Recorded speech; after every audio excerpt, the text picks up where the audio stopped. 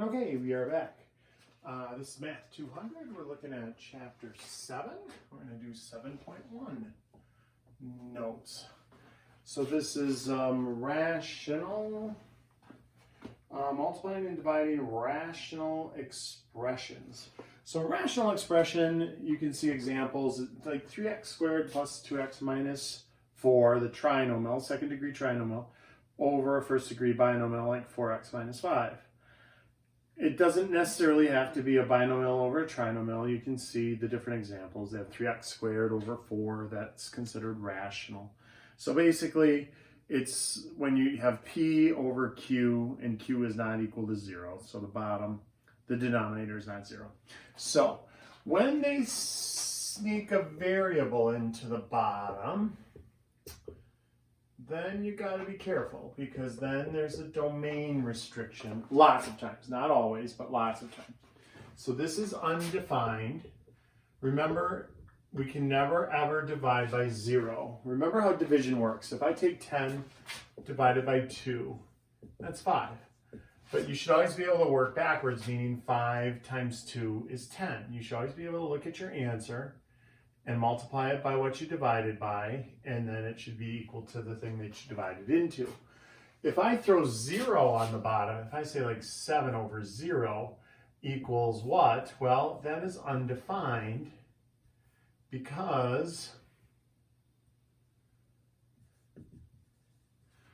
there won't be a number. You can't say 0, because then 0 times 0 would be 7, and it isn't. And you can't say 7, because 7 times 0 isn't 7 either. That's 0. And so when you're dividing by 0, that's considered undefined. Well, now, when you have a variable down in the denominator, not always, but sometimes, you can get that to be 0. I could get that to be 0 if I said, okay, look, it cannot be 0. What would I have to do? Well, you'd have to add 3 to both sides. And then you'd have x is cannot equal 3. Now, you probably don't have to jump through those hoops, right? You could just say, well, 3 minus 3 is 0. So it's undefined when x is equal to 3. All right. Let's get 2, they already did. And 3, they already kind of did for us. But we'll just take a look at it. Look, x, 8x to the third plus 7x squared plus 20 over 3. There's variables, but they're in the numerator. And so it doesn't matter if 0 happens on the top, then that's just 0. But it can't happen on the bottom because there's not a variable down there. It's just all over 3. So this one is all real numbers. And so a lot of times they'll do that, like when we read it.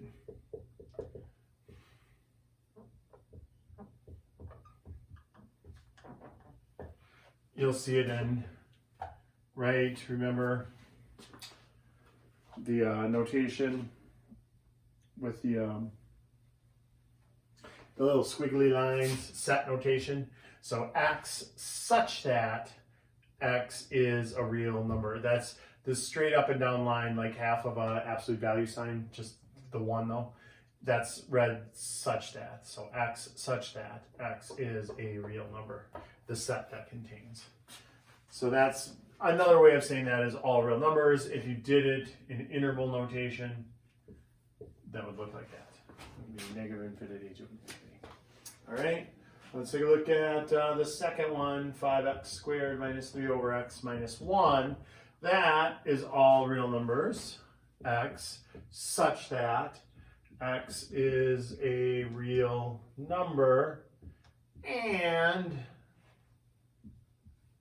x cannot be 1, because 1 minus 1 is 0.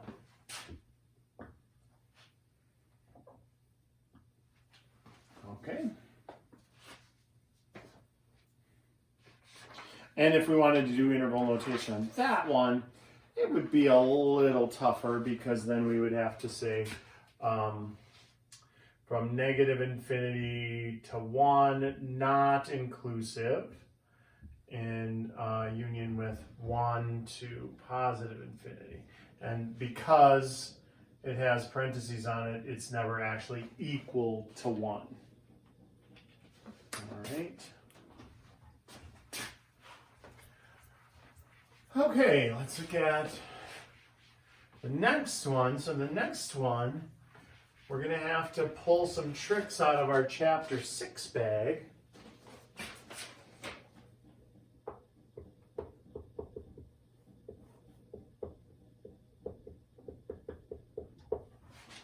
Right? So let's take a look at that. It's we do factoring, so negative 15 multiplies to be negative 15, but adds up to be negative 2.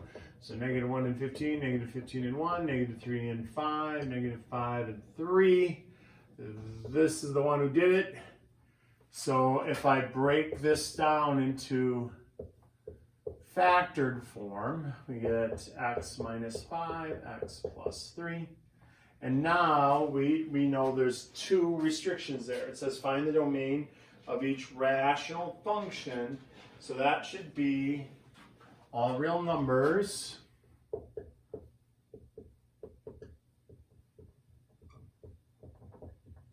and x cannot equal 5 and x cannot equal negative 3. Because, right, 5, positive 5 gets me 0 on the bottom, and negative 3 gets me 0 on the bottom. So we're finding the numbers that it cannot be, and then basically listing those out. So all real numbers except for those 2. All right? And again, if they need interval notation on that, that would be negative infinity to negative 3, union negative 3 to 5, union 5 to infinity. So it's a lot harder to do it as interval notation, but I know Newton sometimes really is all about the interval notation instead of all real numbers. So either way, but this is a little tougher to get your head around that one. Okay, so let's take a look at the next ones. So the next ones we're just simplifying. So they're not worried about anything, just simplifying. So 7x plus 35 on the top, and x squared plus 5x on the bottom. And so we can factor out 7 out of the top one, just greatest common factor factoring. Divide that by 7, divide that by 7, we get x plus 5. On the bottom, in the denominator, we can factor out an x and get x plus 5. And now this is 7 times quantity x plus 5. This is x times quantity x plus 5. And so we can cancel those x plus 5s. And there is our simplified form, 7 over x. So this one they did not ask us for domain restrictions. In college algebra they will, so just if any of you are going on to 201, you would put down, before you cancel, you would say x such that x is a real number and x cannot equal 0 and x cannot equal negative 5. And then you would cancel and have the simplified version. All right? For 200, for some reason, they keep them kind of separated, where you either tell me the domain or you simplify it, but they don't make you do both. All right, so let's do another one.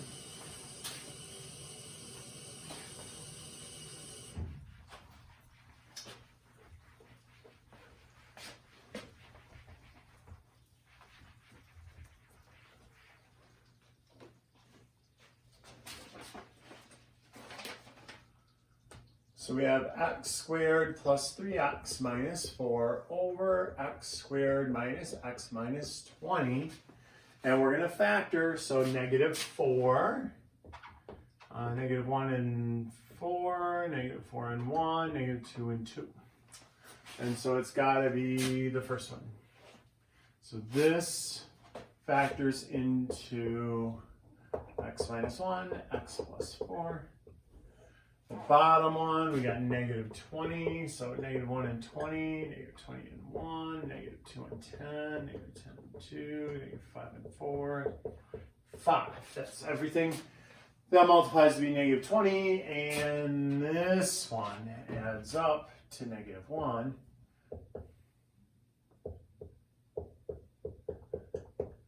Okay.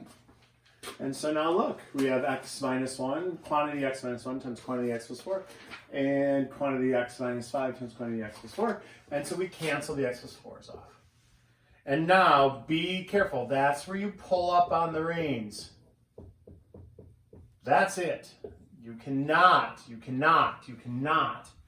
cancel an x here and say it's negative 1 over negative 5. That's not how it works. Because you can't cancel things that are being added and subtracted, only multiply. Just like on this, I couldn't cancel the x squares and cancel one of the x's or something. All right? You gotta factor it, and then it's this quantity times that quantity, and as long as this quantity is matched with another binomial, you can cancel it. But you can't do pieces of it. Some of my students, I suggest that they leave the parentheses on it, so you think of it as a binomial instead of as like single parts or something. All right. Okay, let's do the next one. Oh, I think we can squeeze that one in. That's a pretty easy one to factor. So we have 2x. Oh wait, y. It's y. Sorry. 2y squared plus 2, and we've got y cubed minus 5y squared plus y minus 5. Okay, so I'm going to go this way for this one, and then I'll go down for this one, and then we'll write them both here. So I'm doing an arrow. It's not equals to because it's still just an expression. So we factor a 2 out, and we get y squared plus 1. Right? Divide by 2, divide by 2. Y squared plus 1. On the bottom, it's 4 things, so we're going to do factor by grouping. So the first 2, we factor out a y squared. And then we get y minus 5. The second one, those are relatively prime. So we factor out a 1. And we get y minus 5 again. And then we factor out a y minus 5.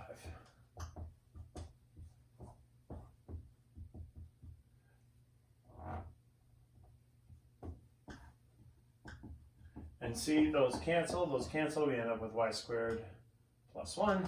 And so now we have y minus 5, y squared plus 1. We got a binomial y squared plus 1 on the top, a binomial y squared plus 1 on the bottom. Oh, don't forget the parentheses on it, jeez. Okay. Cancel those. And now we can write it without the parentheses if we want, or with, it doesn't matter.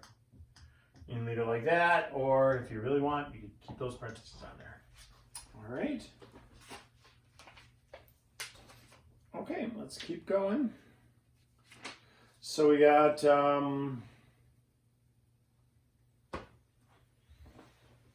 remember when we're multiplying fractions, it's numerator times numerator, denominator times denominator, and then see if you can reduce.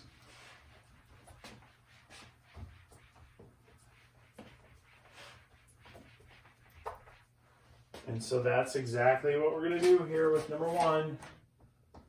6x cubed over 10x squared times 5x over 12. And so numerator times numerator, that's 30x to the 4th. Denominator times denominator, that's 120x squared. And now we kind of do the numbers separate than the variables. The numbers, we just say, okay, what goes into 30? That also goes into 120. That would be 30. So we divide that by 30, divide that by 30. We get 1 over 4. So 1/4. And then on the top, we have x to the 4th. And the bottom, we have x to the 2nd. So 4 of them on top, 2 of them on the bottom. They cancel 1 for 1. We get 2 left on top. And that's your answer. That's it. Or a lot of times we're lazy in math and we don't write the exponent. Again, that was an expression. These shouldn't be equals to signs. These should be little, make them little arrows in your notes. And so instead of just going down, I just went to the right. But they're not equals to signs because it's not an equation. It's an expression. We're simplifying. All right, so let's take a look at 2. M minus n quantity squared over m plus n times m over m squared minus mn. Again, we'll do the little arrowy guy. We can, that one's already factored. That one's all by itself. That one's already kind of factored. We can just put parentheses on it. This one we'd have to factor out an m and get m minus n. All right, so let's write out the top. I have m times m minus n times m minus n. That's what m minus n squared means, right? On the bottom, I've got an m, I've got an m plus n, and I got an m minus n. So this is how I usually arrange it, where I go numbers first, variables standalone second, and then binomials last. And then you just see what you got that's the same on top and bottom. So the m's cancel off, and the m minus n's cancel off. And then that's it. You can't take out pieces of it because that's a minus, that's a plus. So they are not the same binomial. And when it's an add or subtract, you can't do anything with it. So you can just leave it like that. Or if you want to keep those parentheses on there, you go right ahead and keep those parentheses on there. Same thing either way. All right. So then, what have we next here? We're on the middle of page 3. Now we're just going to do the bottom of page 3. So dividing doesn't really change anything. It's one additional step in the expression. So we never divide fractions. We multiply by the reciprocal. So before we do anything, we're going to change that around. 25 is now on the top. 5x plus 5 is now on the bottom, or 15 rather, on the bottom. And that divide turned into a multiply. So that went to the top, that went to the bottom, and that became a times. All right, now it's just like that problem. So we can factor a 5 out of this. On the top, we have 25, we have x plus 3, we have x plus 3. On the bottom, we got 5 times 5, that's 25 again, and x plus 3. So this one, the 25s get canceled, and the x plus 3s go. And so we're just left with an x plus 3 on the top. So we just write x plus 3. That's it. All right. So the name of the game in 7-1 here is factor and cancel. Factor and cancel. Factor and cancel.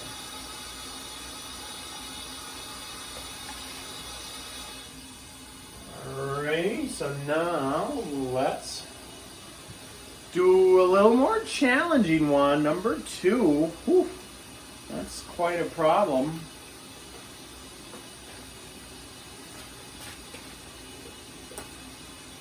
So we got 18y squared plus 9y minus 2 over 24y squared minus 10y plus 1. And it's divided by. And so that's going to add a step where we rewrite it. So that's fine. We give ourselves a little more room here. 18y squared plus 9y minus 2 over 24y squared minus 10y plus 1 times 8y squared plus 18y minus 5 over 3y squared 17y plus 10. All right, so I would say take out what you consider to be the easiest ones first. And then we can kind of guess and check the other ones. So look, if I do 3 times 10, that's 30. So I'm going to have to do, all of these are going to be factor by grouping in some way, shape, or form. So AC method, 3 times 10 is 30, and multiplies to be 30, but adds to be 17. So we got 1 and 30, we got 2 and 15, we got 5 and 6, we got 3 and 10. It is 2 and 15. We're going to take that, 2y plus 15y, and we still got the plus 10 here. We still got the 3y squared there. So out of those two, we pull out a y, and you get 3y plus 2. Out of those two, you pull out a 5, and you get 3y plus 2. And then we factor out the 3y plus 2 times the y plus 5. All right? So that's in this position. 3y plus 2, y plus 5. 1 down, 3 to go. Now, with that in mind, keeping this in mind, what you want to do is look at that. See how that says y plus 5? See how that's a minus 5 there? That's a 2. So that might be the 3y plus 2, but we're not sure. This one is done. What you'd like to do is you can kind of guess and check, but it's not so random as when you're doing it with the trial and error method, because it's likely something's going to cancel. So look, if I put in a y plus 5, because that has a y plus 5, and I'm thinking something's going to cancel on this thing, then I kind of work backwards. I reverse engineer this one. It's a minus 5, so that's got to be negative 1 there. And this is 8y squared, so I'd have to put, to get y there, I'd have to have an 8y there. 8y times y is 8y squared. Negative 1 times 5 is negative 5. The middle is negative 1y and 40y. So that's 39y. So that didn't work out. Bummer. So the y plus 5 was kind of a bust. Let's try the 3y plus 2. We put the 3y plus 2 down. That's a minus 2. So this has to be a negative 1, because you got to think, well, this and this have to multiply to be that. Then 3y times what would give me 18y? Well, that would have to be 6y. Now you got to check the middle term. I already know 2 times negative 1 is negative 2. I also know 3y times 6y is 18y squared. 12y and negative 3y, 12y, 2 times 6y is 12y, and 3y times negative 1 is negative 3y. That adds up to be 9y. And so that guess paid off. The 3y plus 2 paid off. Okay, so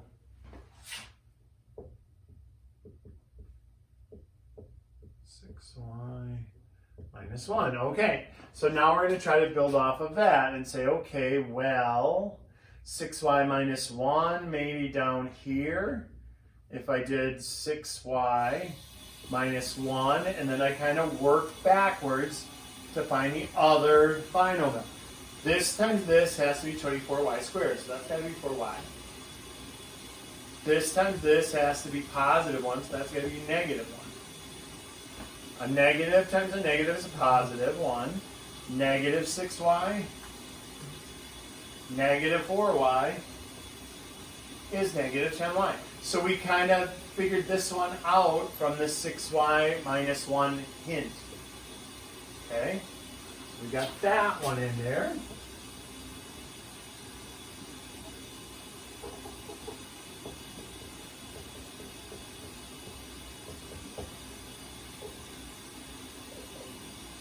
All right, so now we just have this one left.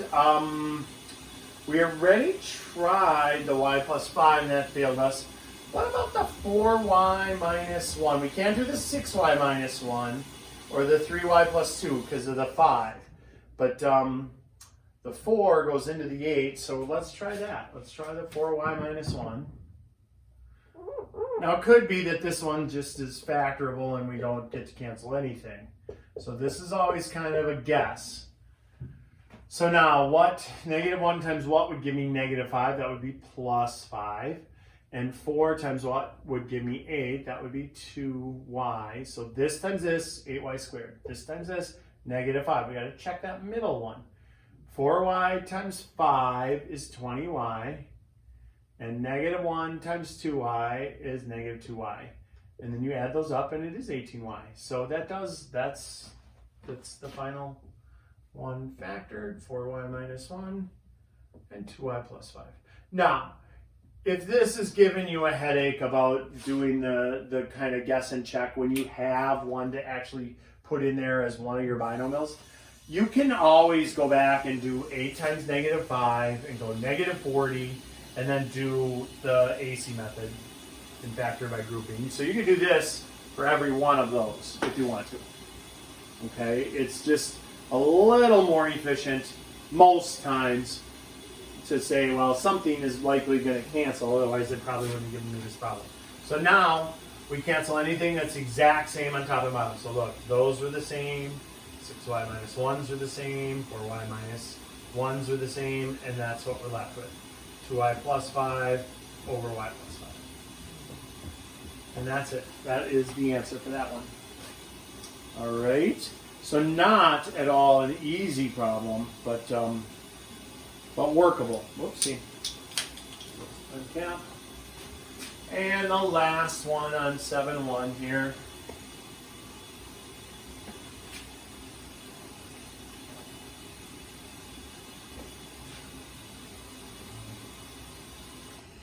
So what that one's going to look like is x squared minus 25 over x plus 5 quantity squared times 3x plus 15 over 4x divided by x squared minus 3x minus 10 over x. Okay, so we can write this one out. Well, actually, we can factor, and then we'll do times, and then we'll flip that one around. We'll have to factor that one. So, difference of two perfect squares, x minus 5, x plus 5. On the bottom, x plus 5, x plus 5 times 4x there. We could factor out the 3 there, divide that by 3, divide that by 3, get x plus 5 times, that goes up, that goes down. Things that multiply to be negative 10, negative 1 and 10, negative 10 and 1, negative 2 and 5, negative 5 and 2. Negative 5 and 2 is what did it, so x minus 5, x plus 2. And now this isn't a thing, this is a Mr. Pileggi thing, not a book thing. I always get all my ducks in a row before I start canceling. You can just cancel them. Anything on the numerator that's the same as anything on the denominator can be canceled. So you can take out the x, you can take out the whatever. I always get my ducks in a row, meaning numbers first, variables, standalone variables next, and then the binomials last. And you might want to tally up 1, 2, 3, 4, 5 things. 1, 2, 3, 4, 5 things. I got 4x. I got x plus 5, x plus 5. I got x minus 5. I got x plus 2. 1, 2, 3, 4, 5, 6. 1, 2, 3, 4, 5, 6. Okay, so everything's there. Now cancel orama. So the x's go x plus 5, x plus 5, x minus 5. And that's all. So 3 remains on the top in the numerator. 4 and x plus 2 in the denominator. Do not distribute it out. It's right if you distribute it, 4x plus 8, but don't. We prefer factored form. And there we go. And that's it for 7.1.